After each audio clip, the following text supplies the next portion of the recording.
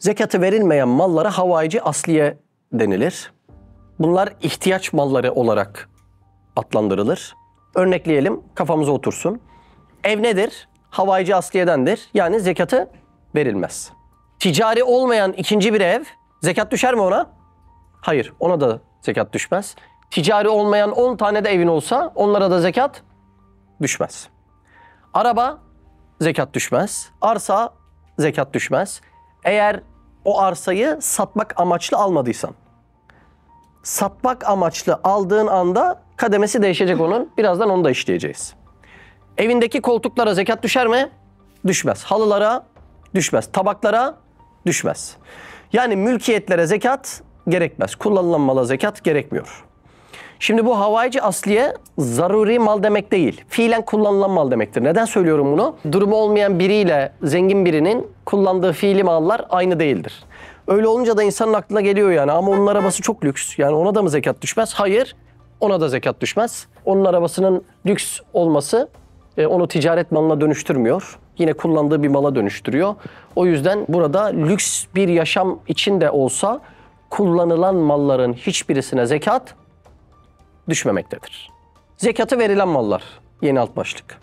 Bir malın nümev kabiliyeti varsa o mala zekat düşmektedir. Nümev kabiliyeti şu demek, büyüme, gelişme, doğurma kabiliyeti demek. Az önce şunu söyledik, fiilen kullanılan mallara zekat düşmüyor dedik. Mesela bir ev, ben bunu kullanıyorsam buna zekat düşmez. Peki bir evi ticareten kullanıyorsam buna evin doğurma kabiliyeti var deniyor. Yani o evi satıp yeni bir ev alabilirim manasında kullanılıyor. O yüzden böyle bir eve zekat gerekecektir. Nümev kabiliyeti, doğurma kabiliyeti olan mallara zekat gerekecektir. Birkaç örnek vereyim, kafanıza otursun. Mesela 3 odalı bir evde oturması yeten bir kişi 10 odalı bir evde oturuyor. Böyle bir kişiye zekat düşer mi 7 odadan dolayı? Hayır, düşmez. Neden? Çünkü fiilen kullanılıyor. Bir de şuraları da hesaplamak lazım. Yani köyde 10 odalı bir evi satsan şehirde 3 odalı bir ev alamazsın. O zaman insanın aklına şu gelebilir. O zaman şehirdeki 3 odalı evleri baz alalım. Gene de şehirde sosyetik mahalledeki 3 odalı bir evle kenar mahalledeki 3 odalı bir ev de aynı olmayacağından dolayı bunu da yapamazsın. Yani şunu demek istiyorum. İnsanın aklına hep şu geliyor.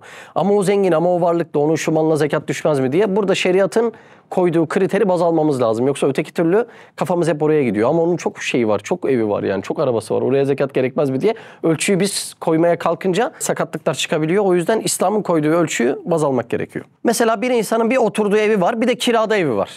Bunlara zekat düşer mi? Hayır, düşmez. Niye? Oturduğu evde, kiradaki evi de üretendir. Kiradaki ev para üretir.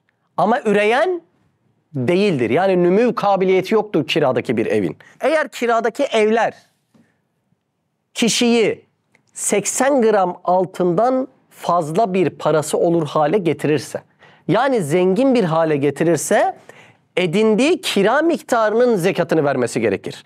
Ama kiradaki evin zekatı yoktur. Çünkü kiradaki ev üretendir ama üreyen değildir. Anlaşılıyor değil mi? Kafaya otursun diye söylüyorum. Ben bir emlakçıyım. Benim elimde de evler var. Bu ev nedir?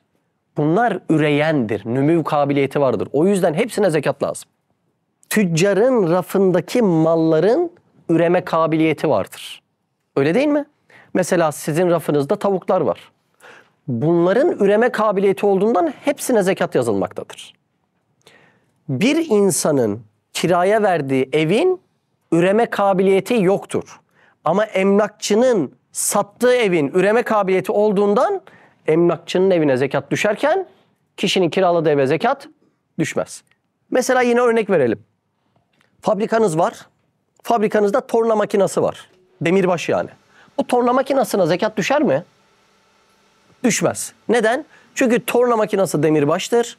Torna makinası üretendir ama üreyen değildir. Torna makinasının çıkardığı ürünler eğer sizi zenginleştirirse, 80 gram altının üstü yaparsa ondan sonra o paranın zekatı size düşer ama torna makinasının zekatı size düşmez. Mesela milyonluk fabrikam var. İçinde de milyonluk makinalarım var. Bunların zekatı var mı? Bunların zekatı yoktur. Çünkü bunlar demirbaştır. Çünkü bunlar üretendir ama üreyen değildir. Bir gün canına tak etti. Bütün fabrikayı satıyorum dedin, eline para geldi. Artık o paranın zekatı vardır. Çünkü bir insan fabrika kurar kurmaz Bütün içindeki fabrikanın servetini 40'ta birini alsan o fabrika bir yıl sonra zaten gün yüzü görmez. Öyle değil mi? Düşünsene yani bir insan 40 milyona bir fabrika kurdu. Sen o adama yıl sonunda 1 milyon alırsan, öbür yıl 1 milyon alırsan üretemez. Demek ki İslam insanın üretmesini istiyor. Görüyor musunuz neye teşvik ediyor? Mesela kiralanan evden niye zekat alınmıyor? Demek ki İslam birilerinin ev sahibi olup birilerine kiralamasını teşvik ediyor. İstiyor bunları yani. Mantığı anlıyorsunuz değil mi? Milyon dolarlık bir gemisi var bir insan. 50 milyon dolara gemi almış ama bütün malını toplasa da hala geminin 1 milyon dolar borcu kalmış. Evet, bu insana zekat düşmez. O geminin de zekatı olmaz. Evet, ahval bu şekildedir. Biraz bunu duyan insan şey yapıyor. Nasıl olmaz? 50 milyon dolara yat mı alınır falan. Evet, olmuyor. Çünkü o gemiyi böyle ticari bir gemi olarak düşünün. İslam o geminin yüzmesini istiyor, mal taşınsın istiyor. O malı başkaları getirip kamyonla taşısın istiyor. Başkaları depoya taşısın istiyor. Yani depo olsun, kamyon olsun, işçi olsun, yol olsun. İslam bu döngünün dönmesini istiyor. O yüzden bunların bizzat kendinden zekat almıyor. İslam'ı görüyorsunuz değil mi? Hep bir şeylerin hareket etmesini istiyor yani. Evet, bizim mantığımıza göre gitmiyor. Siz de Hayalhanem'in yurt içi ve yurt dışı projelerine destek olmak için buradaki linke tıklayarak online bağışta bulunabilir veya aşağıdaki iletişim numaralarından bizlere ulaşabilirsiniz.